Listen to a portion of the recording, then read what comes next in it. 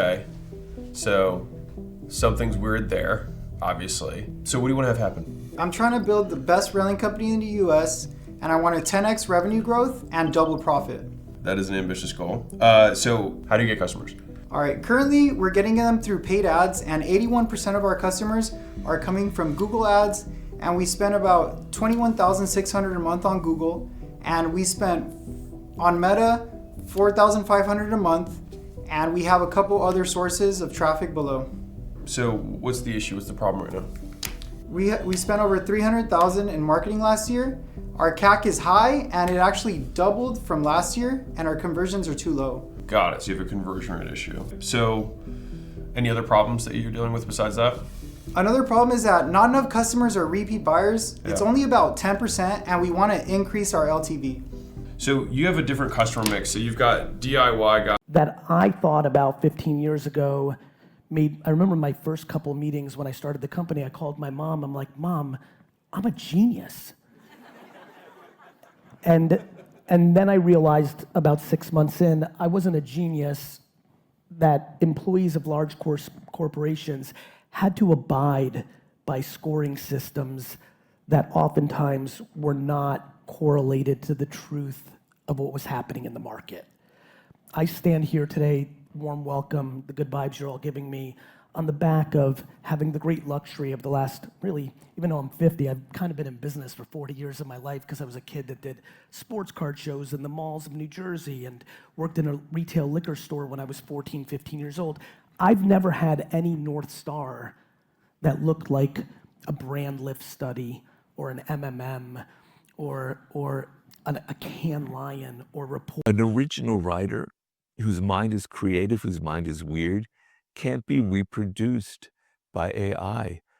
So I think in the future, it really won't change much. People will still be having to struggle through writing a book. They'll still have to go through a process. They'll still have to do research. They'll still have to be alone. They'll still have to organize their thoughts.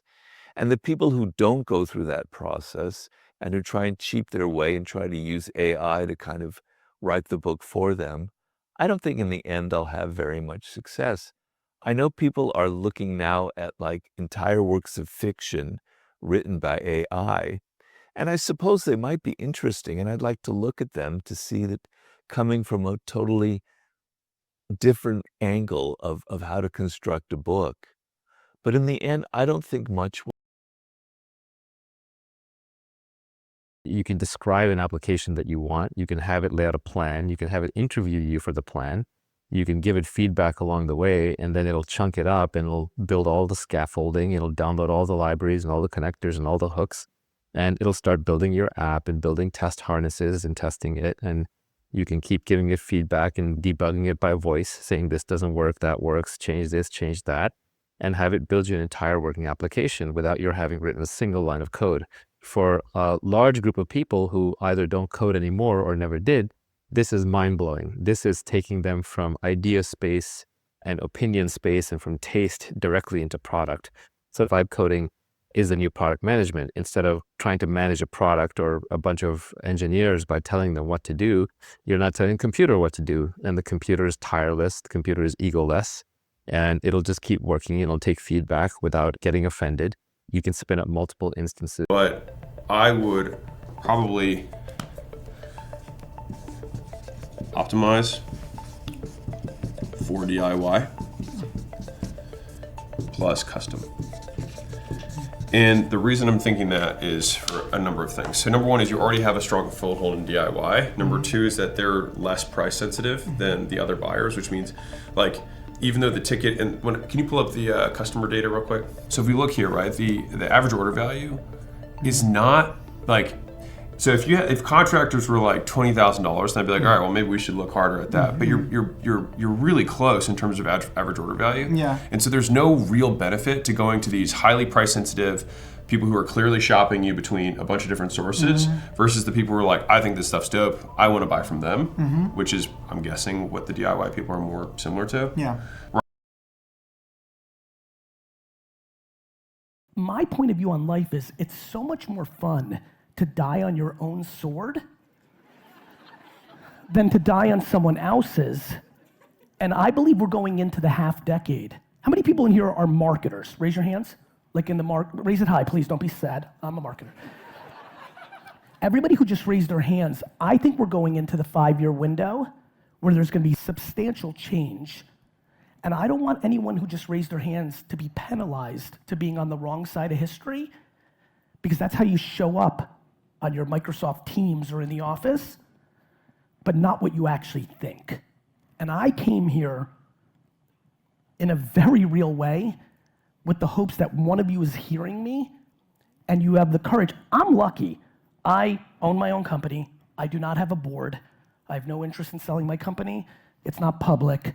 So when I do things and it doesn't work out. Number 2, focus on process, not on outcomes. This sounds contradictory. Don't you want to win? Don't you want to make great stuff? Yes, of course you do, but you don't get there by focusing on that. It's insane, the Stoics would say, to tie your well-being, your sense of success to things that are outside of your control. Instead, what a Stoic does is put your ass in the chair, do the work, you assemble a life, you assemble a project. Marcus Aurelius says in Meditations, action by action, doing that thing in front of you. He says no one can stop you from that. 3, this is really important, ask for help. Marcus Aurelius compares us to a soldier storming a wall. He says, if you've fallen and you have to ask a comrade for help, so what? What I love in Meditations is all the people that Marcus Aurelius thanks at the beginning. People who helped him, people who he learned from, people whom without he would not have become who he was. It's wonderful to ask for help. You absolutely should. Don't be afraid to ask for help. That's how you get better. That's how you grow. That's how you become the person you are capable of.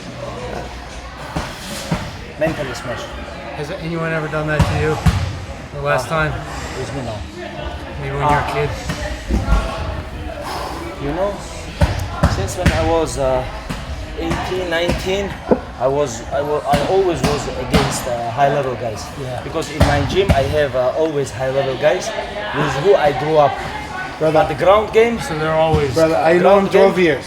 This is true. I never see somebody pass his guard or tap him.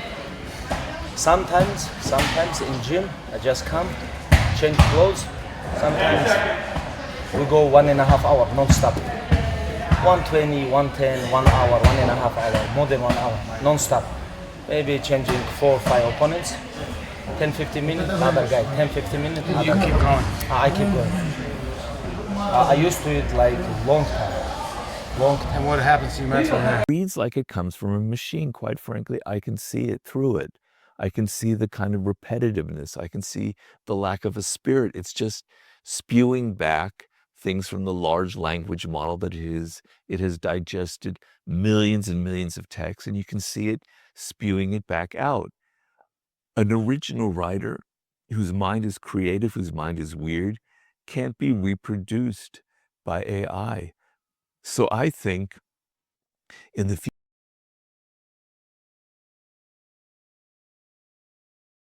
I guess I just wasn't satisfied being an investor, and I certainly don't want to be a philosopher or just a media personality or a commentator, because I think people who just talk too much and don't do anything, they haven't encountered reality. They haven't gotten feedback, the harsh feedback from free markets or from physics or nature.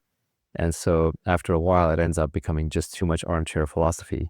You probably have noticed my recent tweets have been much more practical and pragmatic, although there's still occasional ethereal or generic ones. But it's more grounded in the reality of working every day. And I just like working with a great team to create something that I want to see exist. So hopefully we'll create something that will come to fruition and people will say, wow, that's great. I want that also, or maybe not. But it's in the doing that you learn. We have eyeballs. So there's this big world of people out here, right? And so these eyeballs, for us, the ones that we are really targeting, are business owners and people who are 1 degree from that, which would be business interested, entrepreneurs, seekers, people who want to turn whatever they do into some sort of business. Now, the vast majority of people who are what I would consider the entrepreneurs, we help them directly, but mostly for free. And then the business owners who ascend up are the ones that we end up eventually monetizing and create further relationships with. And so you can kind of think of this kind of like an onion, and there's going to be a handful of arrows that work around, but I'll do my very best to describe this to you. So in order to kind of get people into our world, the first thing we do is have good markers. So we have, there we go, that's nicer. All right, so this is where we put our media. So this is kind of the first big input that we have as a business. This is where our content goes. This is courses that we have on. You believe it's a good investment to put $15,000 into a group fund with 10 other buddies to buy a single family home for $150,000 and make money off the derivative? You believe it. You say no. They go on and do it. And by fucking year 3, they're already paid back and making money for the rest of their life. You're fucking dead inside because you believed yes, but you allowed cynicism and fear to make you go no. That is the cynicism tax. The cynicism tax, why being realistic isn't as real as you think. So stop mistaking negativity for reality and start using optimism to get things done. And I just wanted to get your definition of what a cynicism tax is. A cynicism tax is defined in my mind of you're deploying a perspective of no without putting in the efforts to see if it's a maybe, thus rendering you having no capacity to ever find upside. It's a scary thing when you realize you can't trust your mind. And yet, when you realize you can't trust your mind, it makes you less afraid. In book 411, he says, not what your enemy sees and hopes that you will, but what's really there. In Alcoholics Anonymous, they have this great acronym for fear. It's false evidence appearing real. What Stoicism is as a philosophy, as a rational way of thinking, is something that helps us break down our irrational fears. We actually look at what that worst case scenario is and think about whether it's actually so bad. We take a minute and think about whether the emotion we're having, whether the doubt we're having, whether the feeling we're having is true or not. Is it based on anything real? Can we trust our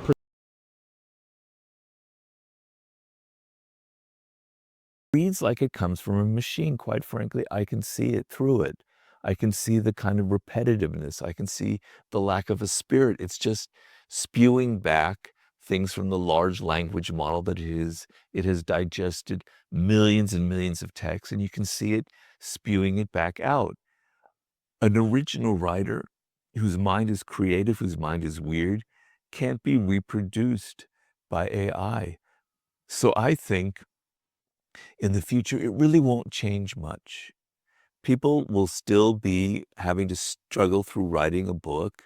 They'll still have to go through a process. They'll still have to do research. They'll still have to be alone. They'll still have to organize their thoughts. And the people who don't go through that process and who try and cheat their way and try to use AI to kind of write the book for them.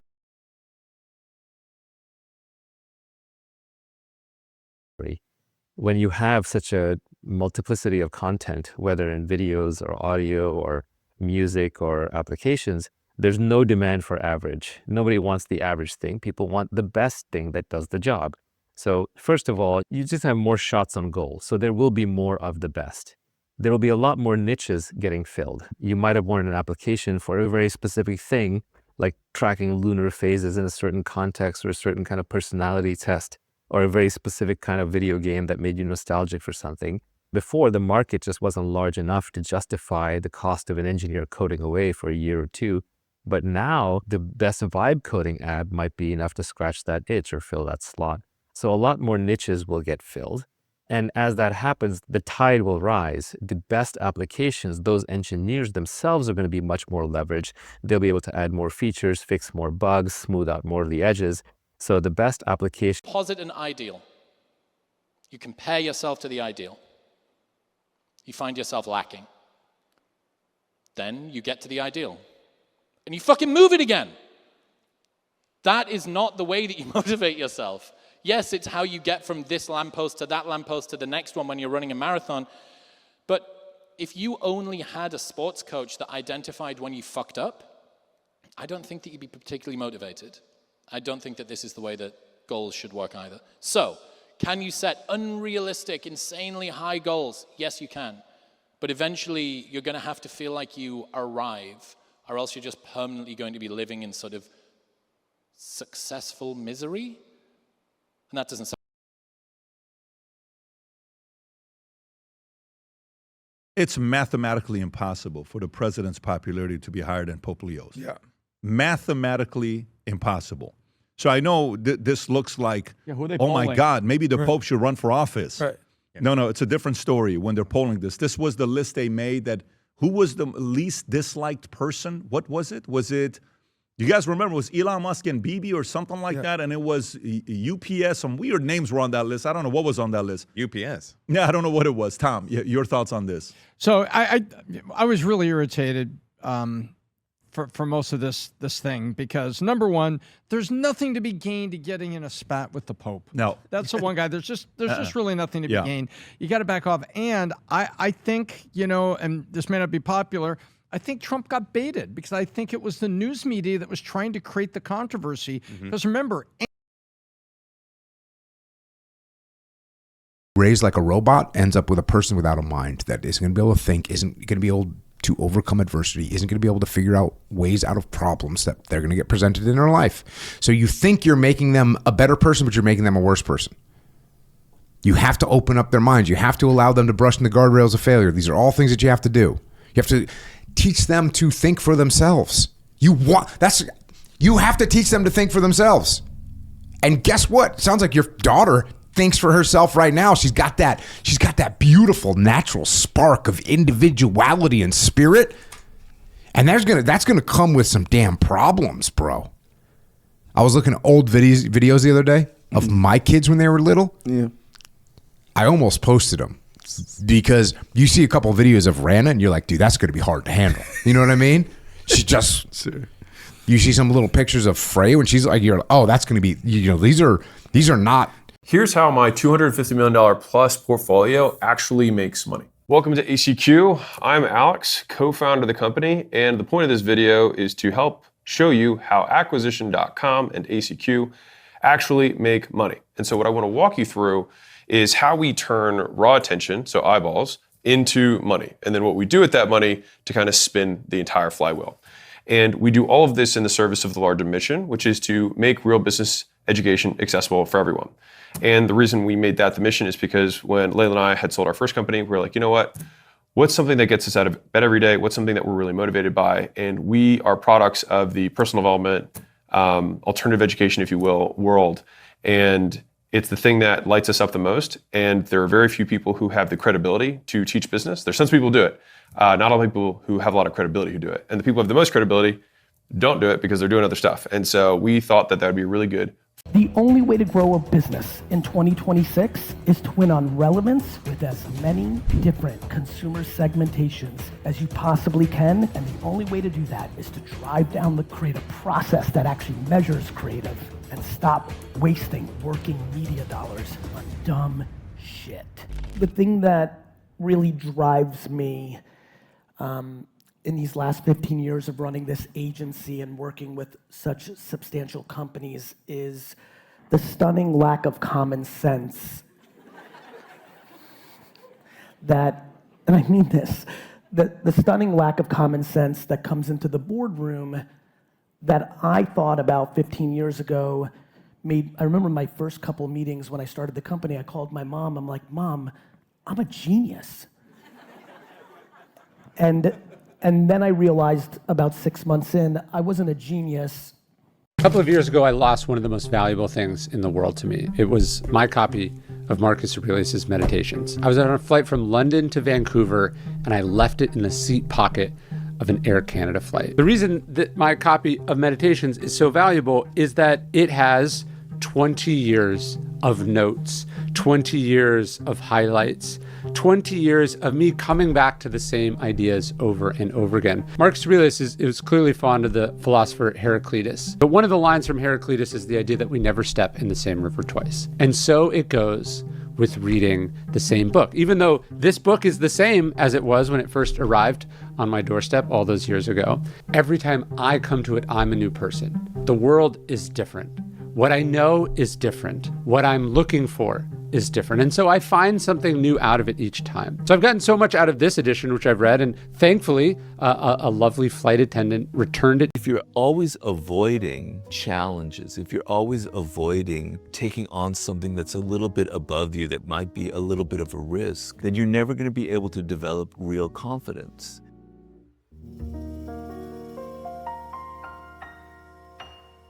When it comes to something like confidence, you can't really fake it in a challenging situation, in a crisis, under a lot of pressure, if you don't have confidence in yourself, then you can't just simply pretend that you do. There's no trick for that. So where does confidence come from in these circumstances, where it will be natural, where you will feel confident, where you don't have to fake it, where you don't have to use some kind of app or something to give you confidence? Well, the more you go through difficult circumstances, the more crises you have to deal with, the more challenges you take on, the more risks you take each time in output. What does that mean? Just like now anybody can make a video, or anyone can make a podcast, anyone can now make an application. So we should expect to see a tsunami of applications. Not that we don't have one already in the App Store, but it doesn't even begin to compare to what we're going to see. However, when you start drowning in these applications, does that necessarily mean that these are all going to get used? No, I think it's going to break into two kinds of things. First, the best application for a given use case still tends to win the entire category. When you have such a multiplicity of content, whether in videos or audio or music or applications, there's no demand for average. Nobody wants the average thing. People want the best thing that does the job. So first of all, you just have more.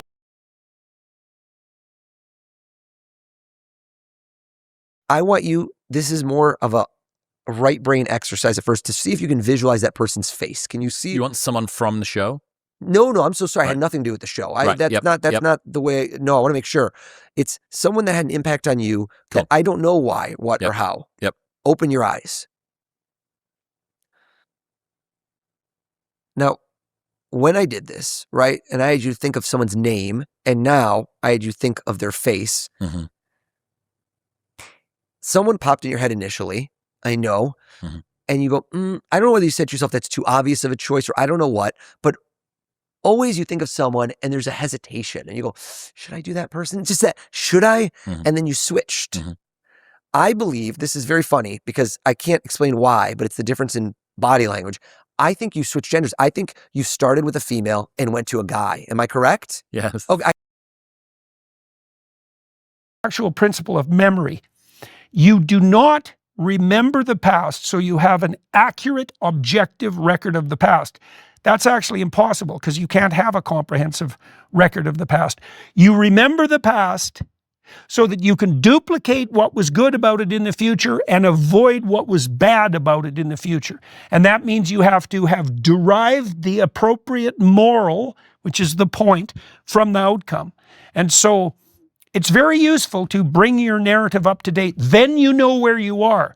Once you know where you are, you can plot your future. You can plot your future together with your new partner.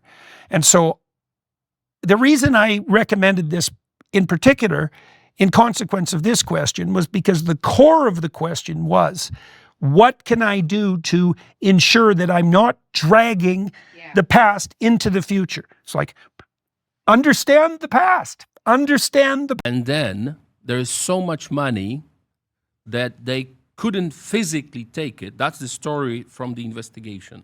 One of the MEPs said that they had so much cash that they dropped like 60,000 euros to the bin in the parliament because they couldn't hold it. In the parliament? In the parliament. So they dropped up the cash in the parliament? They had cash in the parliament. What they did was they had a meeting with one of the ambassadors of Morocco because they cooperated as well. They had meetings in Paris. They had meetings in different cities. Ambassador was coming with the cash in the car. They were driving back to Brussels, one or two of them, and then they shared the money in the parliament. And they one occasion, they had so much cash that they dropped it to the bin. In the parliament? In the parliament. 60,000 euros? Yes. So that's what you got to do with your daughter. Now with yourself, bro, you got to learn to detach. Take a step back, take a breath, recognize that you are embarrassing yourself when you get mad. Your daughter, I laughed when you read that. I rarely interrupt you when you're reading, Echo. But when your 8-year-old daughter calls you out and says, what's the point? You get mad anyways.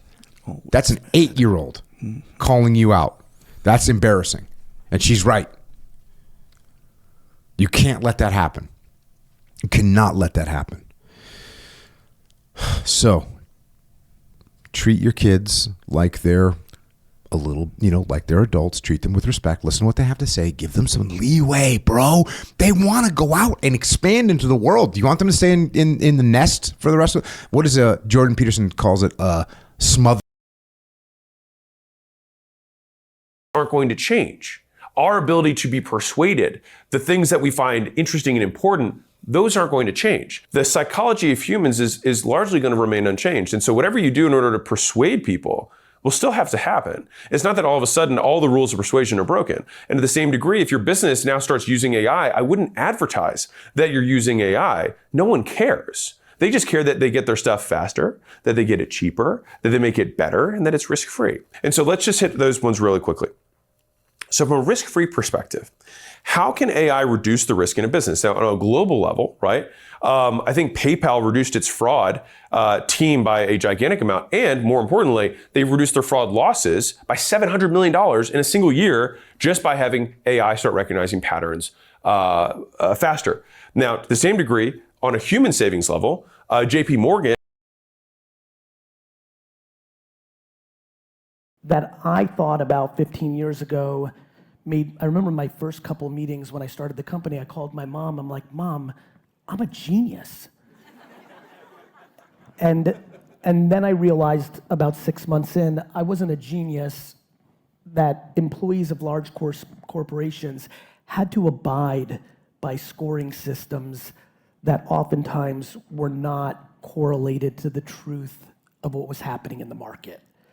I stand here today, warm welcome, the good vibes you're all giving me, on the back of having the great luxury of the last, really, even though I'm 50, I've kind of been in business for 40 years of my life because I was a kid that did sports card shows in the malls of New Jersey and worked in a retail liquor store when I was 14, 15 years old. I've never had any North Star that looked like a brand lift study or an MMM or a Cannes Lion or report. It's a scary thing when you realize you can't trust your mind. And yet, when you realize you can't trust your mind, it makes you less afraid. In book 411, he says, not what your enemy sees and hopes that you will, but what's really there. In Alcoholics Anonymous, they have this great acronym for fear. It's false evidence appearing real. What Stoicism is as a philosophy, as a rational way of thinking, is something that helps us break down our irrational fears. We actually look at what that worst case scenario is and think about whether it's actually so bad. We take a minute and think about whether the emotion we're having, whether the doubt we're having, whether the feeling we're having is true or not. Is it based on anything real? Can we trust our perceptions here? Is there something we're missing? What are we making up about this situation? So Stoicism is about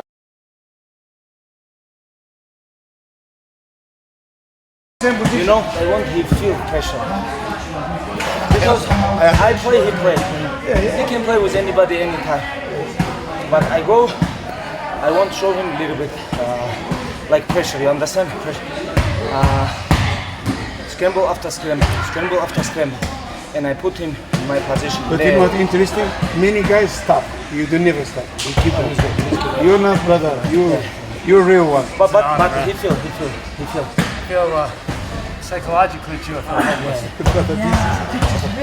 feel helpless. All my life I feel psychologically I can't want to give up. He don't give you a tap. He don't tap you. He keep going. Sometimes you tap, reset, start. Mentally smash. Has anyone ever done that to you the last time?